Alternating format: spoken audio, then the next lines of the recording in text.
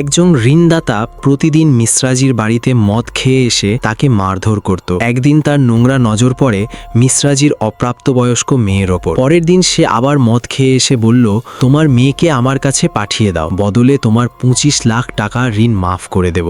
এটা শুনে মিশ্রাজি নিজের নিয়ন্ত্রণ হারিয়ে ফেললেন। একটা সুযোগ পেয়ে তিনি লোকটার গলায় ছুরি বসিয়ে দিলেন। তারপর ঘর থেকে কুঠার এনে আর করাতের ব্লেড দিয়ে দেহটাকে টুকরো টুকরো করে ফেললেন। সব টুকরো একটা বস্তায় ভরে রাতেই বাসে করে বেরিয়ে গেলেন। এক নির্জন জায়গায় নেমে ঘন জঙ্গলের মধ্যে গিয়ে পেট্রোল ঢেলে লাশটা পুড়িয়ে দিলেন। তারপর বাকি থাকা হাড়গুলো জড়ো করে একটা আটা চাকি বা মিল দোকানে গেলেন। সেখানে দোকানদারকে 2000 টাকার খুচরো আনার অজুহাতে বাইরে পাঠিয়ে দিলেন। তারপর মেশিনে একটি হাড় দিয়ে দেখলেন এটা একেবারে ময়দার মতো গুঁড়ো হয়ে যাচ্ছে। এটা দেখে তিনি পুরো হাড়ের ব্যাগটাই মেশিনে ঢুকিয়ে গুঁড়ো করে ফেললেন। দোকানদার ফিরে এলে বলল, খুচরো পাওয়া যায়নি। তখন মিশ্রাজি বললেন, আমি তো ধার করে আটা নেব না, এবং সেখান থেকে চলে গেলেন। তাহলে বলুন তো, মিশ্রাজি কি ঠিক কাজ করেছেন? আপনার মতামত কমেন্টে জানান।